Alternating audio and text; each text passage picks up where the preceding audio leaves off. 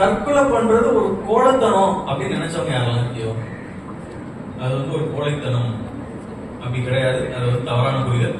தற்கொலை பண்றது இது வந்து எனக்கு உதவி செய்ய யாருமே இல்ல, நான் ஏன் இருக்கேன்னு தெரியல, அதோட அறிகுறி. அது வந்து கோழைத்தனம் கிடையாது.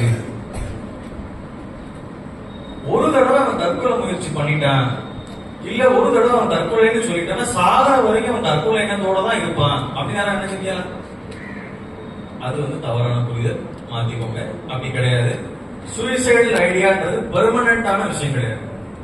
நம்மள ஒருத்தரே ஆராய்ச்சி என்ன சொல்லுது அப்படின்னா, மனிதனா பிறந்து சாகர வரைக்கும் நடுவுல எப்பயாவது ஒரு தடவை ஸ்ட்ராங்கா நான் ஏன் இருக்கணும், என்ன எதுக்கு பெற்றாங்க, நான் எதுக்கு இந்த உலகத்துல வாழணும் அப்படின்னு ஒரு தடவையாவது நமக்கு அது என்ன வந்துடும் சொல்றேன்.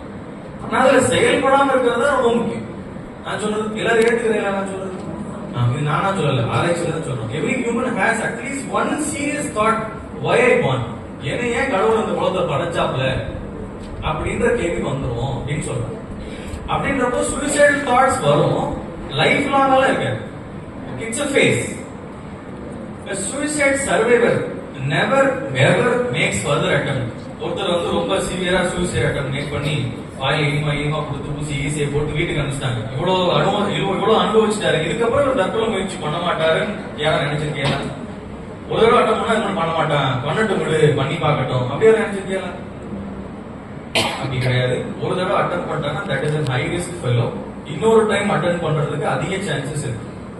அதே மாதிரி தான் ஃபேமிலி ஹிஸ்டரியில யாராவது பண்ணியிருந்தாங்க அப்படின்னா we should be very sensitive. Talking to asking about suicide பண்ணி சார் அதை பேசினாங்க. நம்ம யாரையாவது நீ தற்கொலை எண்ணத்தோட இருக்கியான்னு கேட்டா தற்கொலை எண்ணம் வந்துடும் அப்படின்னா அப்படி கிடையாது, இப்படிலாம் வராது. நம்ம எப்படி கேட்கலாம் அப்படின்னா, உனக்கு ஒன்ன நீயே அழிச்சுக்கணும்னு எதுவும் என்ன இருக்கா, ஒன்ன நீயே காயப்படுத்திக்கணும்னு என்ன இருக்கா, இல்ல எங்கேயாவது போயிடலாம் அப்படின்னு தோணுதா அப்படின்லாம் கேட்கலாம். வாயத்திலிருந்து அப்படியே கேட்கலாம். அப்படி இருக்கா இல்லையான்றது அவங்களுக்கு எப்போ சொல்லணுமோ சொல்லணும். எப்படி கேட்க வேண்டாம் அப்படின்னா சொல்லு ஜாகிரதையா சொல்லு. Very sensitive.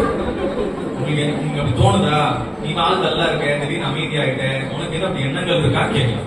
அவங்க என்ன சொல்றாங்களோ you know that how to proceed. Only people with mental illness are suicide. மனநோயாளி மட்டும்தான் சாவான், இல்ல சாகரன் கூட மனநோயாளி கிடையவே கிடையாது. தவறான புரிதல். எல்லாருக்கும் தற்கொலை எண்ணங்கள் வரலாம். சிலர் நிறைய காரணங்கள் சொல்லியிருப்பாங்க. வறுமை ரீதியா வரலாம், ஃபேமிலி சண்டைனால வரலாம், வேலை கிடைக்கலன்றதுனால வரலாம். அதனால தற்கொலை எண்ணங்கள் வந்து மனநோயாளி வரும், இவங்களுக்கு வரும், ஆம்பளையாளுக்கு வரும், பொம்பளையாளுக்கு வரும், அதெல்லாம் கிடையாது. எல்லாருக்கும் வரும். வந்தா எப்படி சமாளிக்கணும்ன்றது தெரியும். Okay. Suicide is a hereditary, it runs in families.